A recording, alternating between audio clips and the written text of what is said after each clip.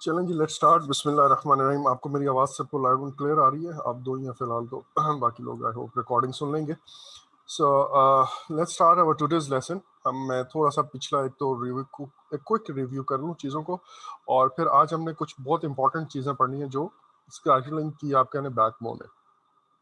तो उसके लिए भी आपको ना कुछ ओवरव्यू देना है बहुत सारे प्रोसेसेस का। तो मैं पहले वो आपको ओवरव्यू दूंगा और फिर हम इंशाल्लाह ये स्लाइड्स में आएंगे।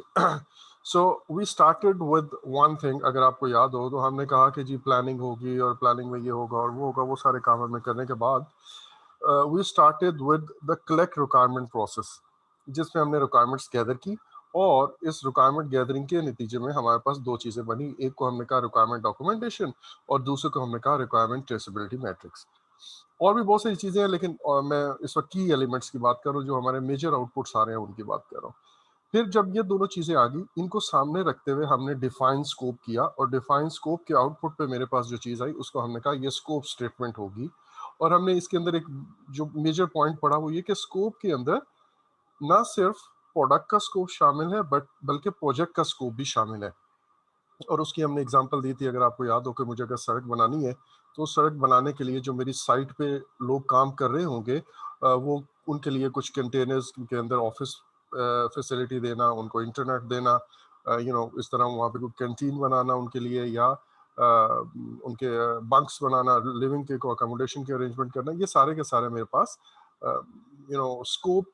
ऑल्डो ये प्रोडक्ट बनाने की चीज़ नहीं है, सड़क नहीं है ये, बट उस सड़क को बनाने के लिए हमें साथ में ये मैनेजमेंट के काम करने हैं एंड मीटिंग्स वगैरह सब कुछ। तो वो स्कोप स्टेटमेंट के अंदर ये सारी चीज़ें आ गई। एंड देन हमने अगला प्रोसेस किया, और उस प्रोसेस का नाम था create W B S. Create W B S के नतीजे में मेरे पास एक डब्ल्यू बी एस बना और एक डब्ल्यू बी एस डिक्शनरी बन गई। और हमने कहा कि ये W B S dictionary and scope statement, ये तीनों मिलके this thing will act as a reference for our future work.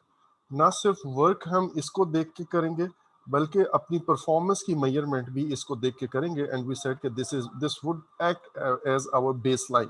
Base line means reference point. उसके बाद हमने ये कहा कि जो डब्ल्यू बी एस के आखिरी एलिमेंट्स हैं, सबसे नीचे वाला जो लेवल है वो वर्क पैकेज कहलाता है। And then we entered into the scheduling knowledge area, जो इस वक्त हम कर रहे हैं। और स्केड्यूलिंग नॉलेज एरिया के अंदर व्हाट वी डिड, ये जो WBS के लास्ट वाले एलिमेंट्स थे, इनको हमने ब्रेक डाउन किया इनटू एक्टिविटीज, और इस प्रोसेस का नाम था डिफाइन एक्टिविटीज। अब वो जो एक्टिविटीज हमने डिफाइन की हैं, उनके नतीजे में मेरे पास एक एक्टिविटी की लिस्ट आई। मेरी सारी एक्टिविटीज जो है ना वो इसके अंदर आ गई हैं, प्लस मेरे पास माइलस्टोन की लिस्ट आई। और भी कुछ चीज़ें हैं, बट अगेन मैं मेजर पॉइंट्स जो आउटपुट्स हैं उनकी बात कर रहा हूँ। फिर हमने कहा कि यार एक्टिविटीज आ गई, अब इनको सीक्वेंस करते हैं। और सीक्वेंस करने के लिए हमने कहा कि इन एक्टिविटीज के दरमियान जो रिलेशनशिप है, इन एक्टिविटीज के दरमियान जो डिपेंडेंसीज हैं कि कौन सी एक्टिविटी पहले होगी कौन सी बाद में होगी, जब हमें वो मिलेगी तो फिर हम एक्टिविटीज को सीक्वेंस करेंगे।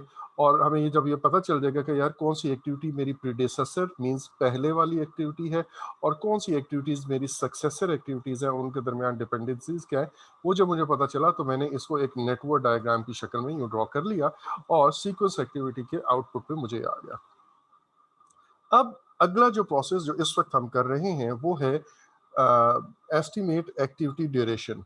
एस्टिमेट एक्टिविटी ड्यूरेशन, हम इसके अंदर एस्टिमेट्स लगाते हैं कि हर एक्टिविटी का क्या ड्यूरेशन होगा। But as I told you कि तीन टाइप के ड्यूरेशंस जो हैं वो आपस में लिंक्ड हैं। एक तो ये एस्टिमेट एक्टिविटी ड्यूरेशन है, इसी तरह एक और प्रोसेस है जो आगे हम कॉस्ट के अंदर पढ़ेंगे, estimate activity cost.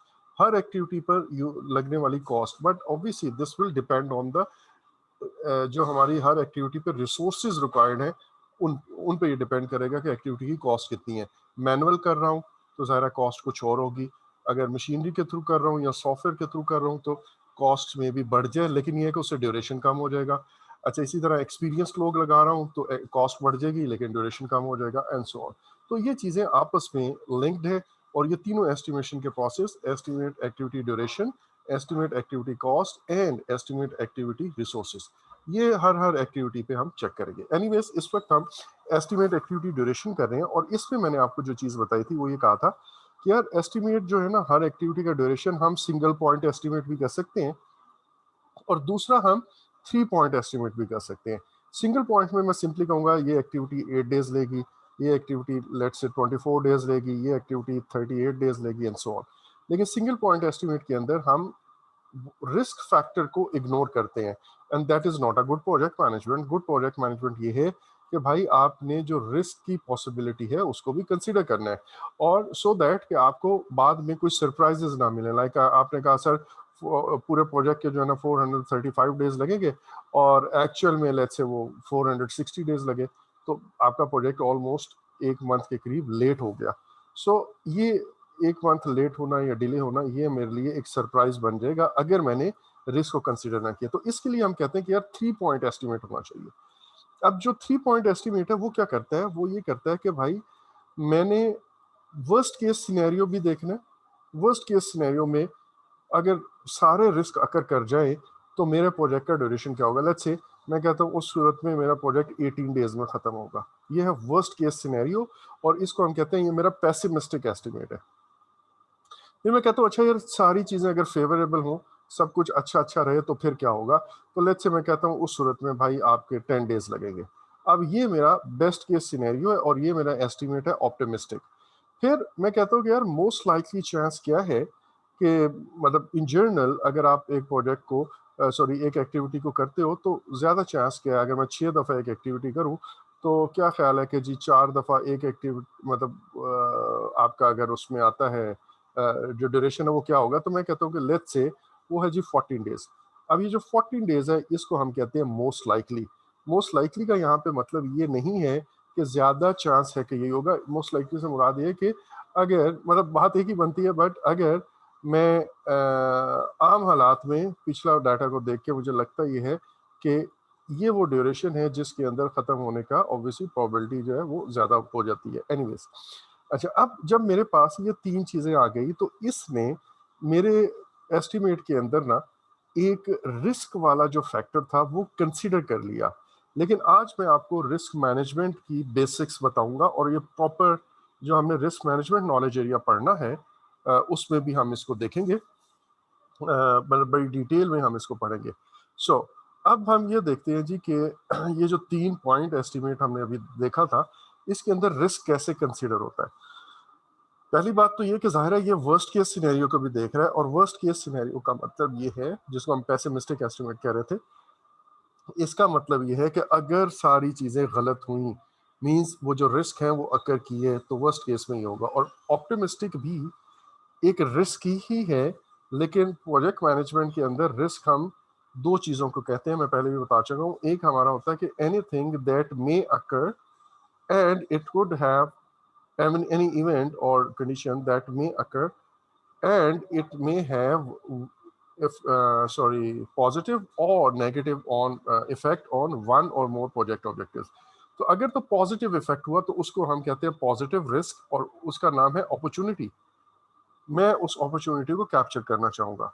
Risk management की पूरी एफर्ट ये होती है कि यार ऐसे तमाम एक्शन किए जाए कि अपॉर्चुनिटी को मिस ना हो, और ऐसे तमाम एक्शन किए जाएं जिसमें ये जो थ्रेट्स हैं जो नेगेटिव रिस्क हैं उन उनको होने ना दिया जाए, या अगर हो जाए तो उनके असरात को कम से कम कर दिया जाए या ख़त्म कर दिया जाए। ठीक है, तो ये हमारी रिस्क मैनेजमेंट की एफर्ट होती है।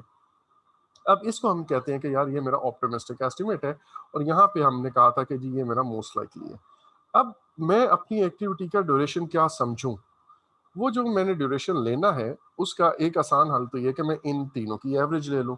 अगर मैं तीनों की एवरेज लेता हूं तो वो 10 + 14 + 18 ये होगा। ठीक है जी।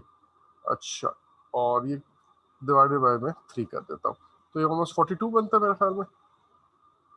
42 डिवाइडेड बाय 3, और मैंने कहा कि ये मेरे पास 14 डेज ही मेरा एवरेज ड्यूरेशन है, मैं यही कहूँगा। ठीक है, लाजमी नहीं कि बिल्कुल दरमियान में हो, मैंने तो फिगर दरमियान के लिए। अच्छा, दूसरा मैं ये कहता हूँ कि यार इसको हम कहते हैं सिंपल एवरेज, और सिंपल एवरेज में आप सिंपली सबको एक एक वेटेज देते हैं और आप कहते हो कि भाई सबके होने का चांस 1 है, तो मैं इसको इनके साथ कर देता हूँ। फिर मैं कहता हूँ कि नहीं यार एक और मेथड भी है, और वो मेथड है जिसको हम कहते हैं वेटेड एवरेज। वेटेड एवरेज में आप कहते हो कि यार मोस्ट लाइकली के होने का चांस 4 टाइम्स है और इसके होने का चांस 1 टाइम है। ठीक है, तो उस केस में हम इस वाले को 4 से मल्टीप्लाई कर देते हैं और इधर डिवाइडेड बाय 6 हो जाएगा। ये हमने लास्ट टाइम अभी तक पढ़ा था। अच्छा, अब जो भी लेट्स से ये जो मैं 6 से डिवाइड करता हूँ या 3 से डिवाइड करता हूँ, इन दोनों को करने के बाद क्या होता है। लेट्स से मैंने सिंपल एवरेज जब ली तो एक एक्टिविटी का ड्यूरेशन जो है ना वो मेरे पास आ गया 14 डेज। जब मैं एवरेज ले लेता हूँ, सिंपल एवरेज ले लेता हूँ, तो उसके बाद मैंने कहा कि ये तीनों की एवरेज ही आई। और जब मैं वेटेड एवरेज लेता हूँ तो लेट्स से मेरे पास जो एवरेज आई वो आई 16। ठीक है जी। मैं अब दोनों केसेस में आपको बता रहा हूँ कि क्या करना, आगे हमने क्या करना है। अब मुझे ये देखना है कि यार रिस्क मैनेजमेंट के पर्सपेक्टिव में जब हम बात करें, मुझे ये देखना है कि भाई इन 14 डेज से कितना ये चीज ऊपर जा सकती है और कितना ये चीज ये ड्यूरेशन से कम जा सकती है, वो हम कैलकुलेट करने की कोशिश करते हैं। अच्छा, उसके लिए हमें एक टर्म यूज करते हैं स्टैंडर्ड डेविएशन।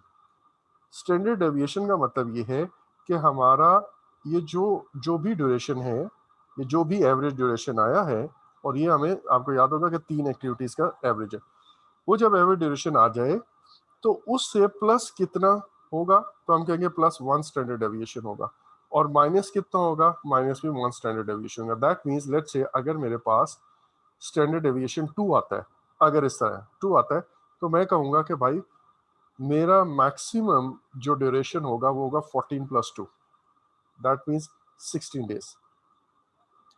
और कम से कम भी अगर अपॉर्चुनिटी सारी लग जाती है, जल्द से जल्द भी हुआ, तो उसमें कहते हैं 14 - 2, तो मैं कहूँगा 12।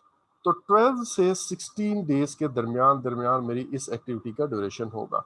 और ये हमारे पास 12 और 16 कैसे आया, मैंने कहा कि 14 प्लस स्टैंडर्ड डेविएशन और 14 माइनस स्टैंडर्ड डेविएशन।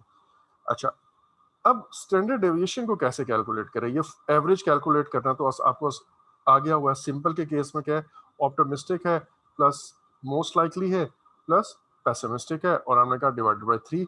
और इधर जो है दूसरी तरफ वेटेड एवरेज अगर फाइंड करनी है तो हम कहेंगे ऑप्टिमिस्टिक है प्लस 4 टाइम्स मोस्ट लाइकली है प्लस पेसिमिस्टिक है डिवाइडेड बाय 6 है।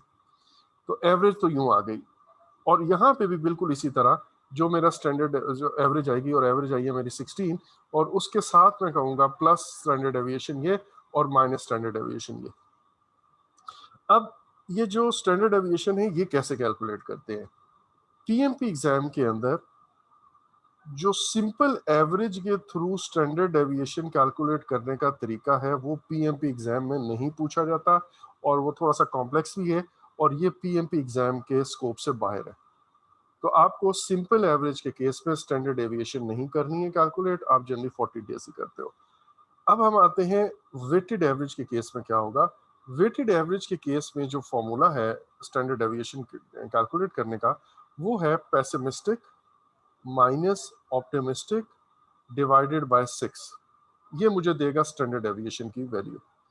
तो अब अगर हम अपने केस में करें, हमारे पास पेसिमिस्टिक और ऑप्टिमिस्टिक वो जो वैल्यूज हमने अस्यूम की हुई हैं, हमने कहा ऑप्टिमिस्टिक 10 है, मोस्ट लाइकली हमने कहा था हमारे पास 14 है, और पेसिमिस्टिक हमने कहा था हमारे पास 18 है। तो अब पेसिमिस्टिक यहाँ पे 18 है, माइनस 10 जो है वो मेरे पास ऑप्टिमिस्टिक है, और मैंने कहा डिवाइडेड बाय 6। अब इनकी वैल्यूज लेट्स से मेरे पास ये 8 डिवाइडेड बाय 6 आ गई, और ये बनता है 1.3 डेज समथिंग। ठीक है, just to keep the thing simple मैं इसको 1 कर देता हूँ, पॉइंट्स वाली फिगर हटा देता हूँ। तो अब इस पर्टिकुलर केस में मेरा जो स्टैंडर्ड डेविएशन है लेट्स से वो 1 आ रहा है, तो मैं कहूँगा कि मेरा जो एक्टिविटी है जिसका मैंने ये एस्टिमेट लिया, वो activity it may take 16 - 1 that is 15, और 16 + 1 दैट इज 17। तो मेरी ये एक्टिविटी का ड्यूरेशन 15 से 17 के दरमियान दरमियान आएगा। इस चीज को हम कहते हैं रेंज। और रेंज हम कैसे कैलकुलेट करते हैं, जो भी मेरी वेटेड एवरेज या जर्नल एवरेज आए उसमें plus standard deviation and minus standard deviation कर दो। अब स्टैंडर्ड डेविएशन कैसे कैलकुलेट करना है, और मैंने कहा कि सिंपल के केस में, सिंपल एवरेज के केस में this is a complex formula, और वो पीएमपी एग्जाम में नहीं पूछा जाता। अलबत्ता वेटेड एवरेज के केस में जो फॉर्मूला है वो मैंने आपके सामने रख दिया है, वो ये वाला है। तो आपको ये 3 फॉर्मूला तो याद होने चाहिए। पहला फॉर्मूला था सिंपल एवरेज कैसे कैलकुलेट करते हैं, तो वो है optimistic plus most likely plus pessimistic. और वेटेड एवरेज के केस में कैसे एवरेज कैलकुलेट करते हैं, हम कहते हैं कि जी 0 plus 4 most likely, sorry optimistic plus 4 times most likely plus pessimistic divided by 6। और इस केस में स्टैंडर्ड डेविएशन कैलकुलेट करने का क्या तरीका है, तो वो उसमें पेसिमिस्टिक जो बड़ी फिगर है वो पेसिमिस्टिक ही होती है माइनस ऑप्टिमिस्टिक डिवाइडेड बाय 6। इससे हमें रेंज पता चल जाती है। रेंज कैसे पता चलती है भाई, जो भी ये एवरेज का आंसर आया है उस आंसर के अंदर से आप एक स्टैंडर्ड डेविएशन बढ़ा दो तो आपको ये फिगर वन मिल जाएगी, एक स्टैंडर्ड डेविएशन उससे कम कर दो तो आपको ये वैल्यू मिल जाएगी, और इसको हम कहेंगे कि इसकी रेंज 15 टू 17 डेज है। अब आप देखें कि इसने एक हमें कहने के एक हिंट दिया, एक सिनेरियो दिया जिसके अंदर वी सेड कि यार रिस्क मैनेजमेंट के अंदर हम कुछ तरीकाकार ऐसा करते हैं कि जिससे हमें ये जो अनसर्टेनिटी है एक्टिविटी ड्यूरेशन के अंदर उसका थोड़ा सा आइडिया हो जाता है, तो हमें कुछ सरप्राइजेस नहीं मिलते हैं, हम अपने आप को अकॉर्डिंगली प्रिपेयर कर लेते हैं। अच्छा, अब एक पॉइंट तो आपको ये वाली बात है जो मैंने ये टॉपिक आज पढ़ाना था, तो अभी मैं आगे स्लाइड्स पे जाता हूँ थोड़ी देर में, लेकिन ये अब एक चीज आपने जो याद रखनी है इससे आगे वो ये है कि भाई जितनी स्टैंडर्ड डेविएशन ज्यादा होगी उतनी ही इसकी रेंज ज्यादा होगी, ऐसे ही है। Do you agree with this? दो स्टूडेंट है आप तो जाके रहे। अच्छा। जी जी। ठीक है। अच्छा वो सो म्यूट किया होता है इसलिए टाइम लग जाता है। ठीक है कोई इशू नहीं। जी अच्छा, जी। तो जितनी मेरी स्टैंडर्ड डेविएशन ज्यादा होगी उतनी ही इसकी रेंज ज्यादा होगी। लाइक अगर स्टैंडर्ड डेविएशन 5 है तो 16 प्लस 5 21 हो जाएगा, और 16 माइनस 1 5 जो है 11 हो जाएगा, तो मेरी रेंज बढ़ गई। मेरा प्रोजेक्ट ड्यूरेशन 11 डेज भी हो सकता है, 12 डेज भी हो सकता है, एंड बढ़ता बढ़ता 21 तक भी जा सकता है। तो जितनी स्टैंडर्ड डेविएशन ज्यादा है उतनी ही मेरी रेंज ज्यादा है।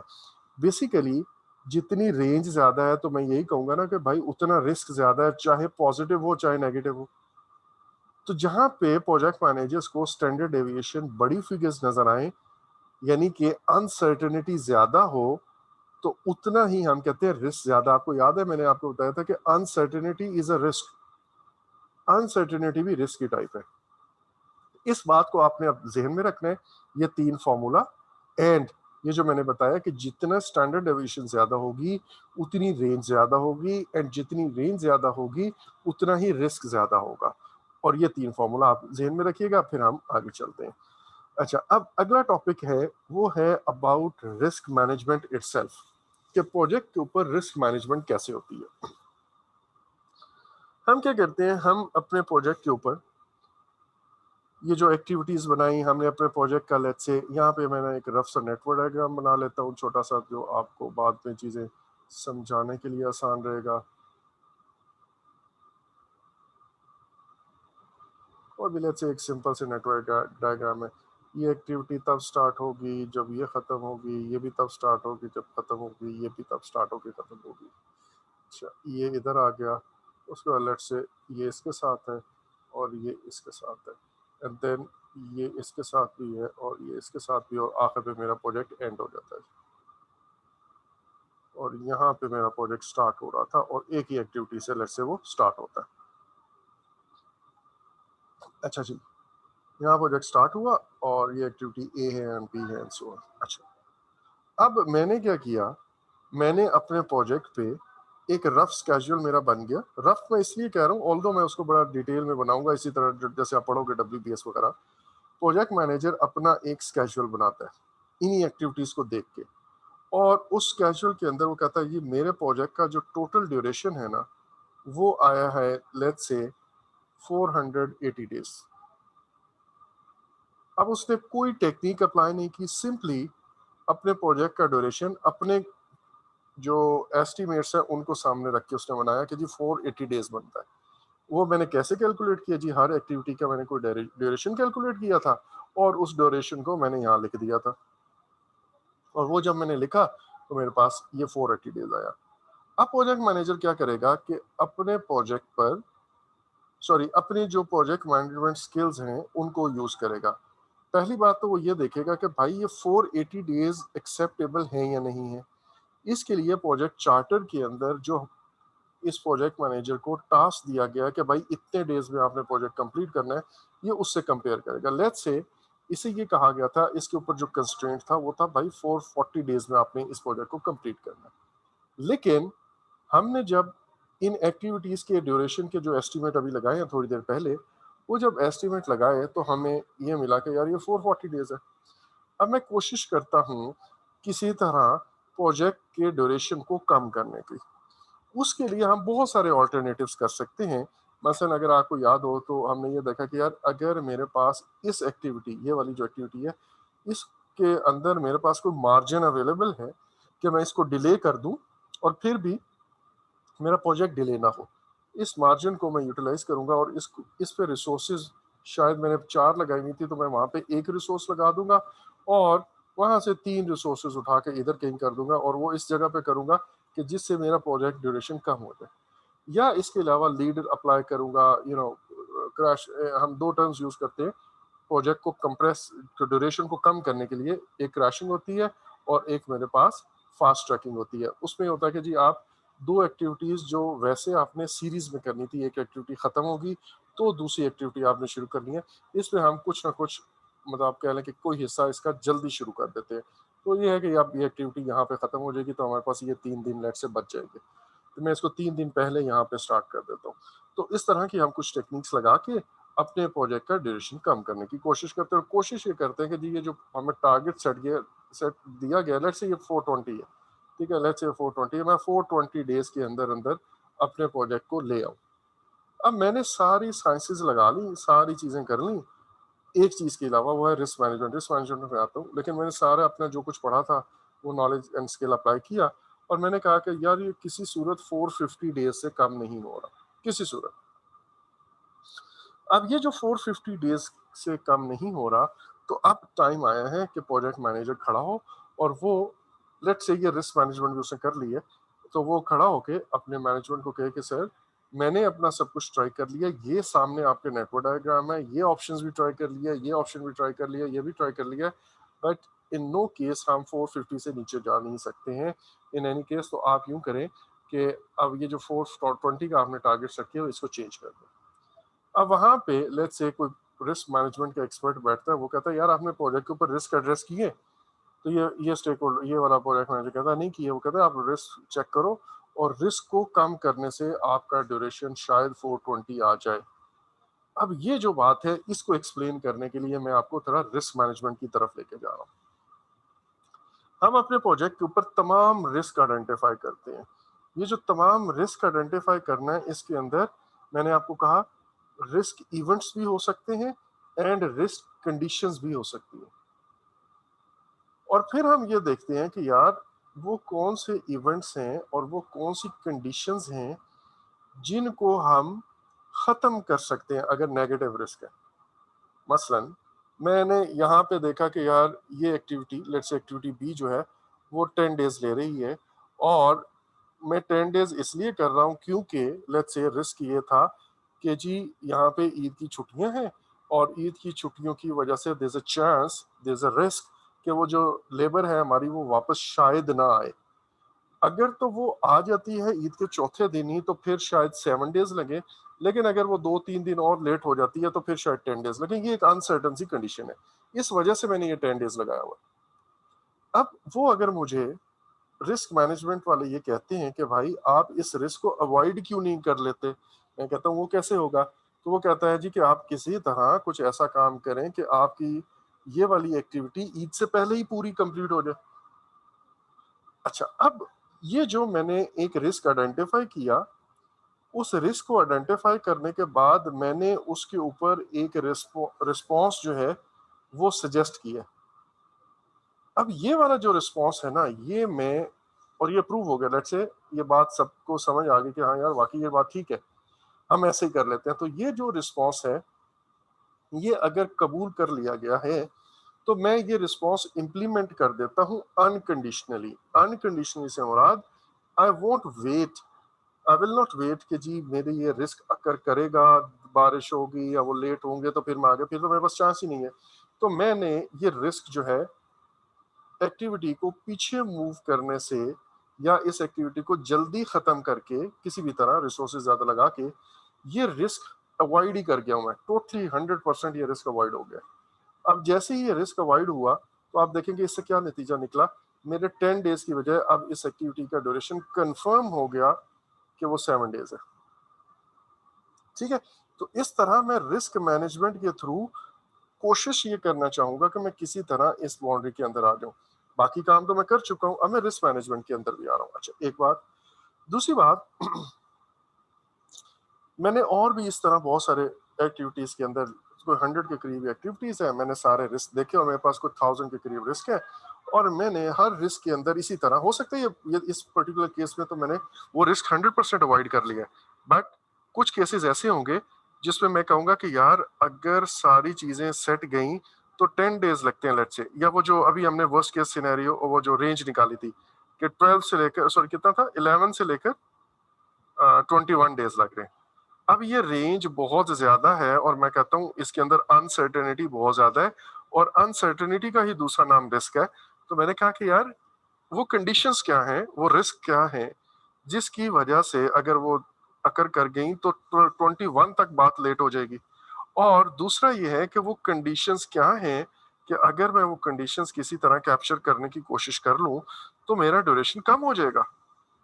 तो मैं अब अपनी रिस्क मैनेजमेंट की एफर्ट के नतीजे में, जैसे अभी मैंने ये रिस्पांस प्लान बनाया, मैं कुछ रिस्पॉन्सेस को प्लान करूंगा और उसमें मैं कोशिश करूंगा कि वो तमाम कंडीशंस को ब्रूएकार लाऊं जिसका नतीजा ये हो कि भाई मैं जो एवरेज ड्यूरेशन जैसे वो 16 डेज था उससे पहले अपना ड्यूरेशन उससे पहले पहले प्रोजेक्ट खत्म कर लूं।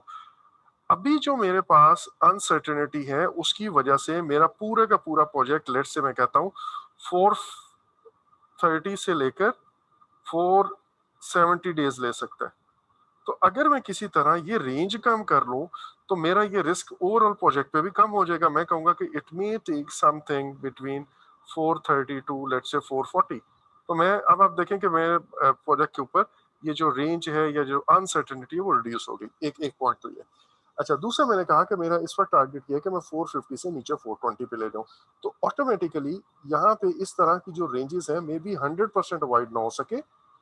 कुछ काम ऐसे होंगे जिसमें मैं किसी तरह अपनी कंडीशंस को, इवन यहाँ तक ये भी है कि मैं अगर मार्केट में जाके कहता हूँ कि यार रेट क्या होगा, और मैं मार्केट जाके एक रिस्पॉन्स ये कि भाई आप कुछ ना कुछ पहले ना एक ईमेल करके लोगों को, वेंडर्स को जरा रेट चेक कर लें या मार्केट में जाके सर्वे कर लें। ऑल्दो उसकी कॉस्ट लगेगी, उसका टाइम लगेगा, लेकिन उससे ये है कि मुझे थोड़ी क्लैरिटी आ जाएगी। ठीक है। अच्छा, अब कॉस्ट के केस में भी बिल्कुल यही होता है, बिल्कुल यही कि यार कॉस्ट इतने 1000 लगनी है और इतने 1000 भी लग सकती है, तो मैं मार्केट में जाके रेट पता कर लूँ तो वो कम हो जाएगा। इसी तरह ये जो अनसर्टेनिटी है ये हम किसी तरह ज्यादा नॉलेज या इन्फॉर्मेशन लेके कम कर सकते हैं। एनीवेज, मैं ये कहता हूँ कि लेट से यहाँ पे ये 13 डेज आ गई और यहाँ पे ये 17 डेज आ गई, तो अब मेरा इस एक्टिविटी का ड्यूरेशन वर्स्ट केस भी हुआ तो वो 17 डेज लगेगा, और बेहतर हो गया तो 13 डेज लगेगा, लेकिन अनसर्टेनिटी काफी हद तक रिड्यूस हो गई। तो मैं अपने प्रोजेक्ट के ऊपर ये जो भी मैंने काम किया, ये जिस भी वजह से ये काम किया, लेट्स से रिस्क ये था, ये अनसर्टेनिटी इसलिए थी कि मैंने अपनी प्रोजेक्ट टीम के जो नए लोग लगाए थे उनके बारे में आई वाज नॉट श्योर कि ये टीम कितने दिन में काम करेगी, कुछ इंटर्नी है किस तरह। तो मैं कहता हूँ कि यार why don't we apply expert people on this, क्योंकि इस एक्टिविटी के लेट होने से पूरा प्रोजेक्ट लेट हो रहा है। तो अब वो जो मैंने रिस्पॉन्स प्लान किया कि मैंने, रिस्क ये था कि एक्टिविटी लेट हो सकती है, मैं कहता हूँ कि यार एक्सपर्ट लगा दो, कोशिश करो कि टाइम पे या टाइम से पहले बन जाए। जैसे मैंने ये किया तो मेरे वो अनसर्टेनिटी कम हो गई। अनसर्टेनिटी कम होने की वजह से इस एक्टिविटी का ड्यूरेशन भी कम हो गया। तो अब ये जो मैं हरकतें कर रहा हूँ ये बेसिकली मैं रिस्क आइडेंटिफाई किए हुए हैं और मैं हर रिस्क का आगे कोई रिस्पॉन्स सोचता हूँ और वो रिस्पॉन्स मैं आगे इंप्लीमेंट कर देता हूँ।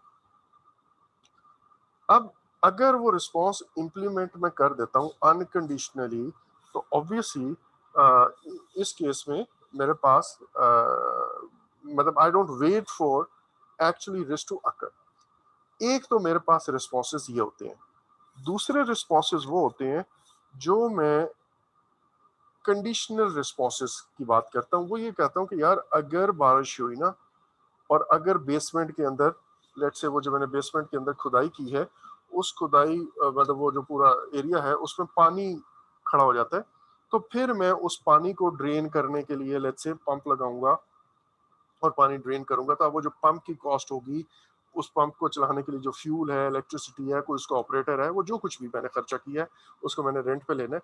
वो जो चीज मैंने रिस्पॉन्स रेडी रखा है टू मीट दिस इमरजेंसी, अगर वो अकर करती है तो उस केस में मैं कहूंगा कि यार ये जो मेरा रिस्पॉन्स होगा इसको मैं कॉन्टीजेंसी रिजर्व के तौर पे अपने पास रख लेता हूँ।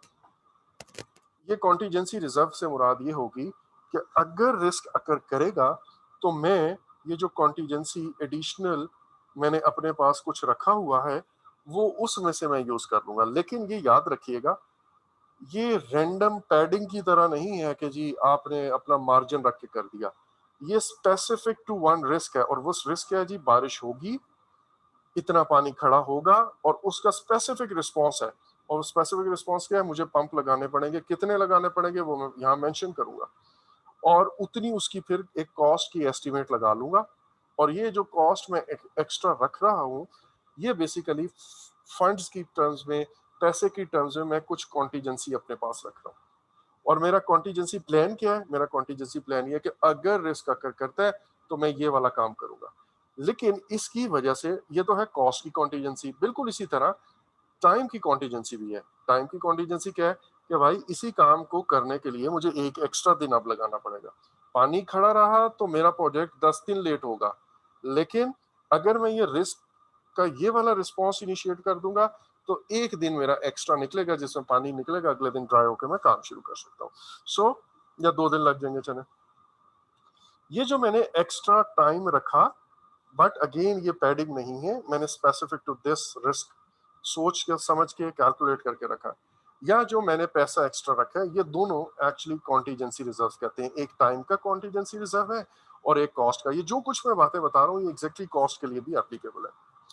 अच्छा, अब दैट मीन्स कि मैंने प्रोजेक्ट के ऊपर जितने भी रिस्क रखे हैं, सॉरी रिस्क देखे हैं, उनमें से कुछ रिस्क ऐसे हैं जिनके रिस्पॉन्सेज मैंने खुद ही अपना स्केड्यूल आगे पीछे करके, अपनी एक्टिविटी को आगे पीछे मूव करके, एक्टिविटी के ऊपर जो बंदे लगाने हैं वो देख के, हो सकता है मैं कहूँ यार ये काम मैं खुद नहीं करता, खुद करेंगे तो बड़ी देर हो जाएगी, इसको पैरेलल में आउटसोर्स करवा देते हैं, तो जैसे ये पीस आके रेडी होगा बाय दैट टाइम हम ये काम कर चुके होंगे। तो ये जो मैंने पीस आउटसोर्स कर दिया, अगेन ये भी मैंने अनकंडीशनली एक एक्शन ले लिया। तो ये रिस्पॉन्सेज सारे इंप्लीमेंट करके अब मैं कहूंगा ये जो कॉन्टीजेंसी है इसके अलावा, क्योंकि कॉन्टीजेंसी तो जाहिर है अभी होंगे नहीं, ठीक है, सारे रिस्पॉन्सिबल के सॉरी कॉन्टीजेंसी को भी इंक्लूड करके अब मैं देखूंगा कि यार मेरे प्रोजेक्ट की ये जो रेंज थी 430 टू बिटवीन या लेट्स से 400 टू 470 दिन लगने थे, तो अब ये रेंज किस हद तक कम हुई है, क्योंकि बहुत सारी अनसर्टेनिटी खत्म हो गई, बहुत सारे रिस्क मैंने अवॉइड कर लिए। तो अब मैं ये सारी एफर्ट करने के बाद देखूंगा कि चांद जी अब बताएं क्या सूरत हाल है। अब मैं दोबारा से अपना यही नेटवर्क डायग्राम और इसी तरह उसके ऊपर नए ड्यूरेशंस, नए एस्टिमेट्स लगा के देखूंगा, और उससे होना ये चाहिए कि मेरा इस रेंज के अंदर जो 420 प्लस माइनस 5 की एक्सेप्टेबल लेट से रेंज है उसके अंदर अंदर प्रोजेक्ट आ जाए। अगर फिर भी नहीं आता तो फिर जाहिर है मुझे मैनेजमेंट से यहाँ पे स्टैंड लेना पड़ेगा और मैनेजमेंट से एक्स्ट्रा टाइम अप्रूवल लेना पड़ेगा। And same goes for funds. अगर फंड्स में भी बिल्कुल इसी तरह उस रेंज में नहीं आता जो बजट उन्होंने कहा हुआ है, तो मुझे ऑब्वियसली उसके अंदर लाने की मैं पूरी कोशिश करूंगा रिस्क मैनेजमेंट के थ्रू। बट अगर ये ना हुआ तो फिर मुझे अपना बजट जो है वो रियलिस्टिक रखने के लिए मांगना पड़ेगा। अच्छा, अब यहाँ पे दो टाइप की कॉन्टीजेंसीज की बात होती है। सॉरी, अभी तक कोई क्वेश्चन है तो यू मे आस्क मी। नहीं sir. Right, okay. Welcome back. इसकी recording, sorry, welcome to the class. जरूर ये रिकॉर्डिंग सुनिएगा, दिस इज इम्पोर्टेंट लेक्चर। अच्छा, अब हम क्या कह रहे थे जी कि मैंने एक नेटवर्क का ड्यूरेशन बनाया, एक साइड स्केजुलिंग की चल रही है, बिल्कुल इसी तरह कॉस्ट पे भी ये काम चल रहा होगा। तो मेरे एक बजट प्लान की यार इतना इतना मेरा एस्टिमेट है कि लग सकता है, और यहाँ पे एक इतना इतना एस्टिमेट मेरा आया कि मेरे प्रोजेक्ट के ऊपर ड्यूरेशन है, सो ड्यूरेशन आ सकता है। और इधर मैंने रिस्क आइडेंटिफाई किए जा रहा हूँ, उनके रिस्पॉन्सेज जो है ना वो सोचता जा रहा हूँ।